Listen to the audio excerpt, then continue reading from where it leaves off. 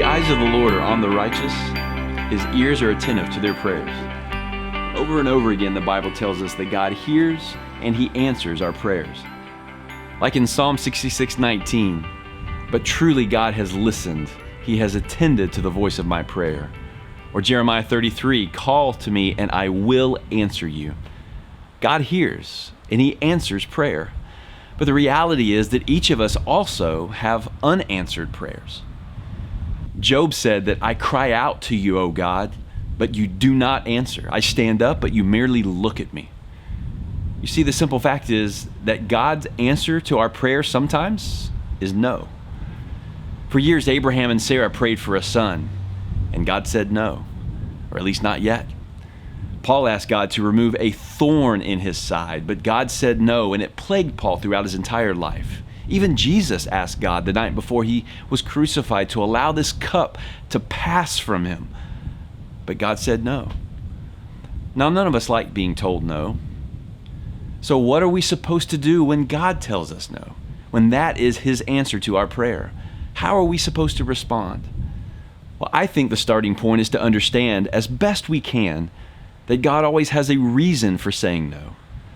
And while there are an infinite number of good reasons why He might say no, I want to ask you to consider what I've found to be 3 of the most common reasons that God has said no to my prayers. The first is this, that sometimes God says no to our prayers because He sees what we cannot see. If you've ever sat in a window seat on an airplane, you'll know that it's a completely different perspective of the world looking out the window at 35,000 feet than you have when you're standing on the ground. You can see so much further. You can take in so much more. Recently, I was on a trip that required me to change planes in Seattle. And as we approached the airport, you could see Mount Rainier out of the window. At 14,000 feet, it's pretty hard to miss. And it was a clear day. You could see the top of the mountain hundreds of miles before we even got there. But as clearly as I could see the mountain from my window, you know what I could not see? Our destination. I could not see the airport. From my window, it is impossible to see what's directly in front of you. All you can see is what is to your side. The pilot, on the other hand, has an entirely different perspective. They can see not only where we are, but they can see where we are going. In fact, from a side window, you cannot see the runway until just a few seconds before you touch down, while the pilot has had the runway in sight the entire time. I happened to be working on this lesson during the middle leg of that trip. And as I saw the runway come into view just before we touched down, I could not help but think of how similar that is to the way we see our lives compared to how God sees them. All you and I can see is what is right before us, while God sees everything, including what is days and months and even years ahead. Job 28:24 says, "For He looks to the ends of the earth and sees everything under the heavens." Our view of life is so limited, but God's is unlimited. And one of the problems with our limited perspective is that sometimes we cannot see the unintended consequences of our prayers. If you could see your life the way God does, would your prayers be different? Yes, I think they would, which is one of the common reasons why God says no. He sees what we cannot see. Another reason I found that God sometimes says no to my prayers is when He has a better plan. Hebrews chapter 11 is a great example for us of this. It recounts many of the most famous people in the Old Testament. People like Abraham and Noah, Jacob, Moses, and others. And it points out how each of them were asking God for something very important to them. Big requests, big prayers.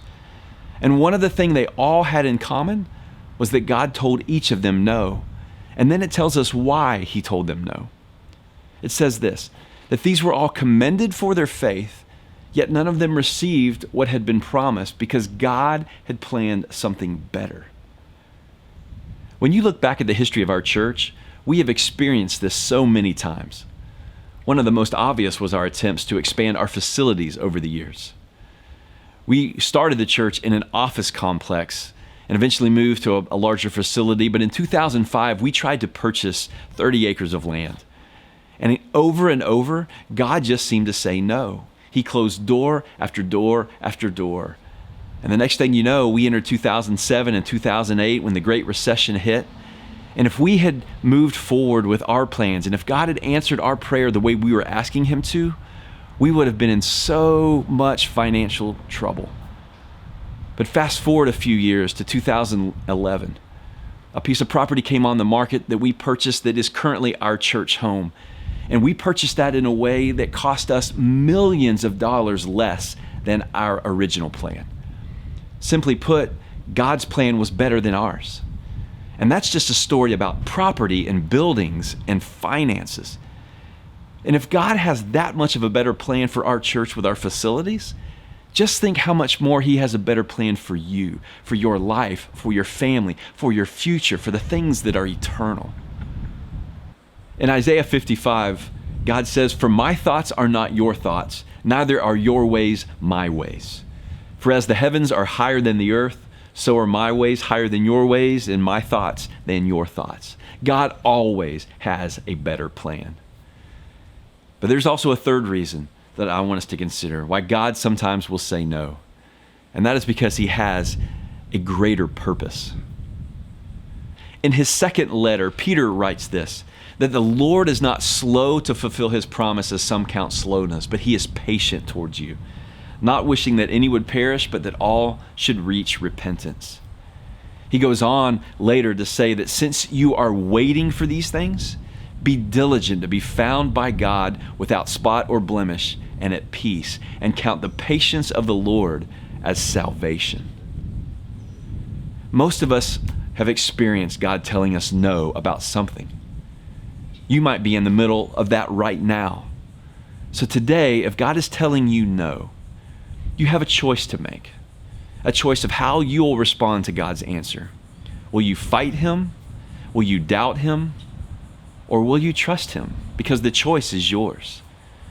My hope is that you will choose to trust him. So remember, when God tells you no, he sees what you cannot see. He has something better planned, and he is always working to bring about a greater purpose. He is patiently bringing about salvation. I love the ocean. There's something about the water that is so calming and peaceful, so much so that I have said for years now how much one day I would love to take a sailboat and just make our way around the Caribbean and the Bahamas and spend time in some of the most beautiful waters in the world. The ocean relaxes me in a way that nothing else can. But growing up in Florida, I also know that water doesn't always look like that. I'm standing right now about 40 miles east of where Hurricane Michael made landfall on October 10th, 2018. Even today, when you drive or fly over that area, the devastation is tremendous. So much of the panhandle of Florida will never look the same again. These calm, peaceful waters of the Gulf turned more violent than anyone expected.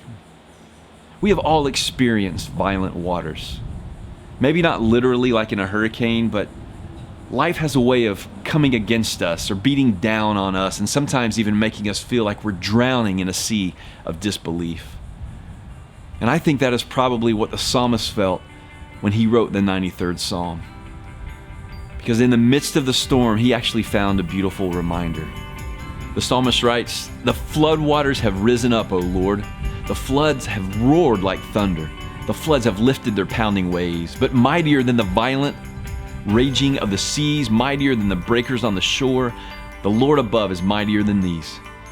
Your royal laws cannot be changed. Your reign, O Lord, is holy forever and ever."